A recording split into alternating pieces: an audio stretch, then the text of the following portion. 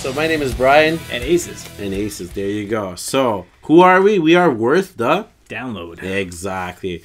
What are we doing today? We're doing reviews on an album where, in particular, the album is called Hardwired ...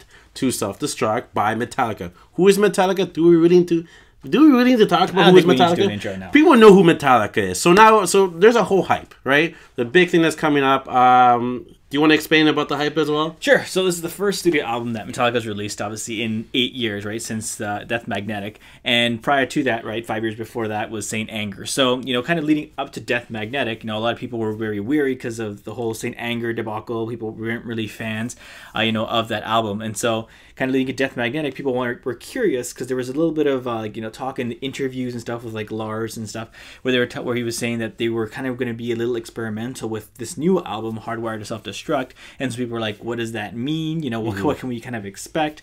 And so people were just hoping it wasn't going to be another Saint Anger, right? People were hoping it was going to be more like Death Magnetic, which I think it did pull through, after giving it a couple of listens. And, we even had a couple of singles that came out, right, prior to the release, right? So it was Hardwired to Self-Destruct. That's right. Then we had Moth Into the Flame and Atlas Rise. So I think we both kind of had our favorites out of that one. I don't know about you. Well, I really liked a lot Moth Into the Flames. It's a very catchy riff. Earlier today, I caught even him, just playing on the guitar. And it was, it did, catch... I don't know about you, but I headbanged a little bit there, so I was excited. And I'm talking about when he played it. So, I definitely enjoyed that song the most. What was the least favorite did you like? Or that you didn't like, sorry. Yeah, I think that out of the 3 singles anyways, going into the album, I think probably the one that was more of a letdown was actually the title track, Hardwired to Self-Destruct. Don't get me wrong, I think it had a good beat, had some good musicality to it. It was a good, short song. I think it was really not kind of on the short song. I think it just barely makes it over 3 minutes.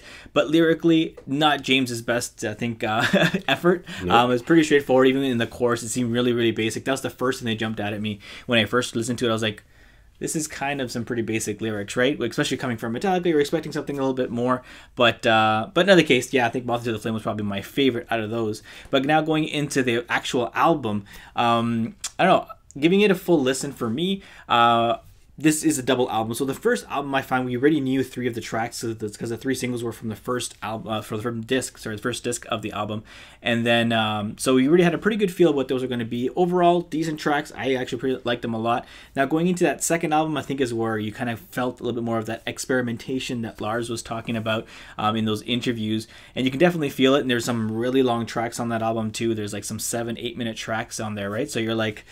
I found myself kind of almost droning out to it after a little bit of while. I don't know. How do you feel about it? You know what? There is a couple of tracks that it kind of went too long, and I believe one of the songs actually even had 2 solos in it. Which the solos were great. I personally think that the guitars, or there's 2 guitars, they both performed really well. Actually, you being a guitarist, how'd you feel about the solos overall? I think in the album were pretty good. Mm-hmm. Like I said, I just found that myself kind of droning out with some of the longer songs. I think if they would have taken, because I just feel like there was a couple of filler tracks in there. Yep. If they would have just taken the really good tracks, condensed into one album, mm-hmm. I think you could have had a really solid album. But because you have a couple of those filler tracks, those being kind of long too, mm-hmm. it just feels like it drags on for a little bit longer than it probably should have. And that's probably my biggest sort of downfall to the album. Overall though, is it worth the download? I guess that's the main question that people are going to be asking.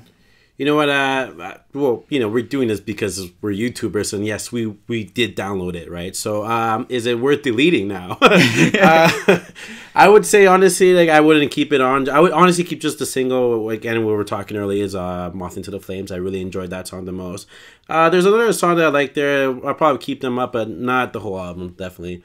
We were gonna give it a rating. Actually, what's our rating? Actually, what do you like first? Hold on. I would probably give it still a solid 4 out of 5. I have been a Metallica fan for decades, I guess you could say.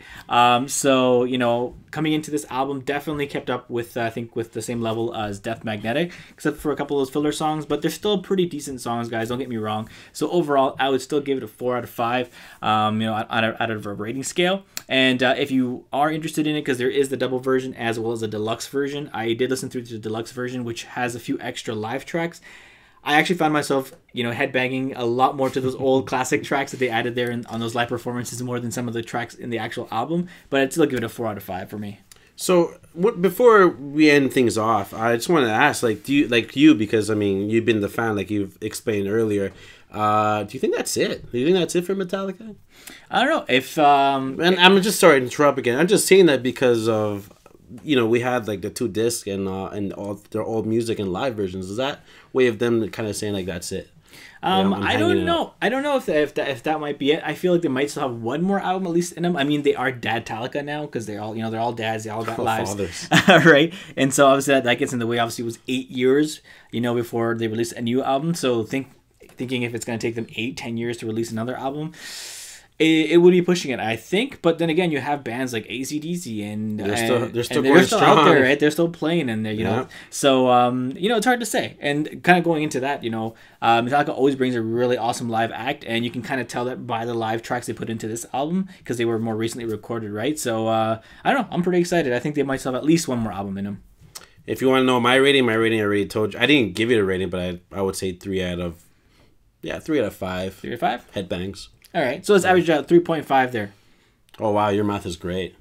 I would have never thought of that. On point. So guys, make sure that you tune into our next week's video where we're going to be reviewing The Weeknd's new album. And us being from Toronto, we're obviously excited about that one. So make sure you tune into that.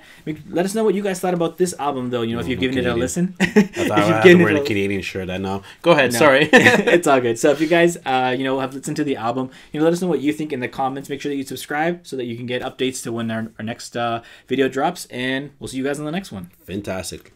I guess I can say Lados. Lados is a thing.